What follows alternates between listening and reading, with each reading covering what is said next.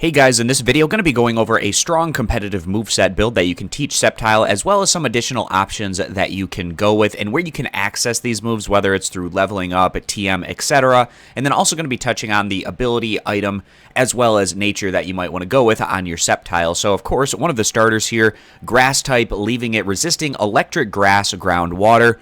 Weak to bug, fire, flying, ice, and poison. Its ability is going to be Overgrow at 1/3 or less of its max HP.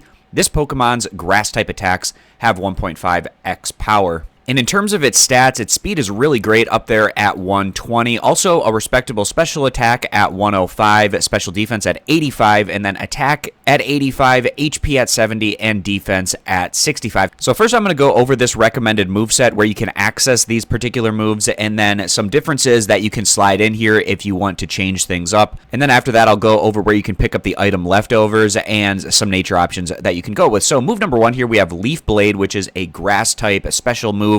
70 power, 100 accuracy with a high critical hit ratio. And Sceptile is going to pick this up through leveling up, picked up at level 29. And if you're interested in checking out this page where it has all of the moves learned by leveling up, as well as moves that Sceptile can learn through HM, through TM, egg moves, tutor moves, as well as pre-evolution moves, you can check all this out in the link posted down in the description. And then move number two, we have Leech Seed. 1/8 of the target's HP is restored to the user every turn, and to hit, it has a 90% accuracy. And Leech Seed is going to be an egg move for Sceptile, so a little bit trickier to get, but a very important move to have on the best Sceptile build that you can go with. And in Generation 3, when we're taking a look at the moves that are learned through breeding for Sceptile, it's going to be learned through the Bulbasaur evolution line. And if you'd like to check out this page as well for yourself, I'll have a link posted down in the description. Move number three, Substitute, another important part of this build so that you can hide behind that Substitute and then you can heal yourself with Leech Seed as well as leftovers to regain that health.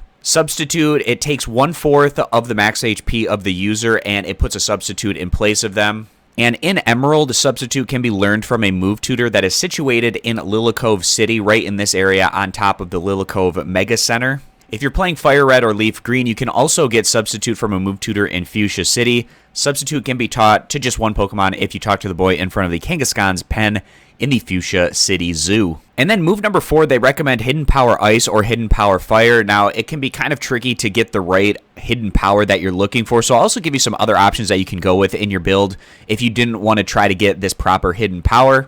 And if you're wondering how hidden power is calculated in Generation 3 onward, I'll have this article linked down in the description, which goes through and explains exactly which type that you get corresponding with the hidden power that's on your particular Pokemon if you'd like to check that out. But if you want an additional option that you could slide in here to move number four, you could also do Thunder Punch, which is learned through a move tutor in Emerald version. And this one can be picked up over at the Battle Frontier move tutor. It's going to be the move tutor that's on the right for 48 battle points. You can exchange that for learning Thunder Punch. Now, beyond those options, if you really wanted to mix things up and be a pain to deal with, I recommend maybe even going with something like a Leech Seed paired with Substitute and then a Protect and a Toxic on top of that. So Toxic is going to be whittling away your opposition. You can throw in Protect to additionally protect the Substitute that you throw out there. And then also you're going to be regaining your health from things like Leech Seed as well as leftovers. It can be a really tricky combination to deal with. So I already went over where you could pick up Leech Seed and Substitute in that instance. And now I'll go over where you can pick up Protect as well as Toxic if you wanted to go with that build.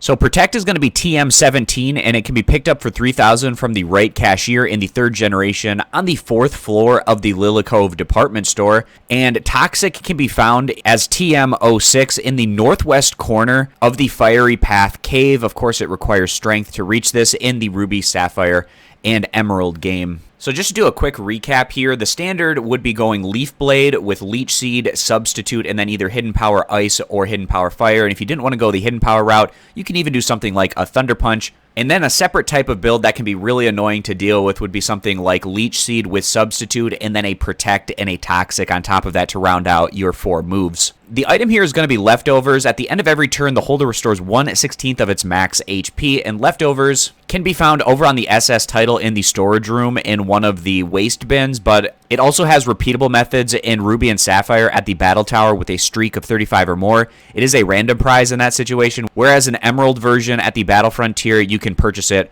for 48 battle points. And we already touched on ability, so going on to nature, timid is recommended with this particular build, and this is going to increase your speed, decrease your attack. I'm always a fan of increasing speed so that you can increase your chances of attacking first. And when we take a look at the nature chart, the speed increase options that you could go with would be something like a timid, like they recommended, or hasty, which would decrease your defense, but that's not as ideal, especially since Sceptile already has a pretty low defense. You could also do something like a naive, given the fact that Sceptile has a reasonable special defense.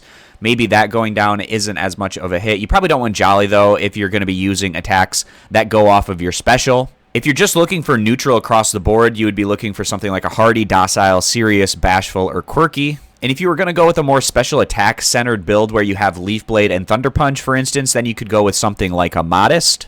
And in that instance, Rash and Mild could be other alternatives, but they wouldn't be quite as good as Modest in that situation. And if you're going to go with that really annoying build that I touched on later on, where you have the Subseed and then on top of that, Protect as well as Toxic, so then you could go with a nature that doesn't mind if the stat decreases come from your attack or special attack. So that's going to wrap this one up. I appreciate you guys stopping by for this video. To find the articles that I used in this video, you can find links posted down in the description. Consider subscribing, and I'll catch you back here next time.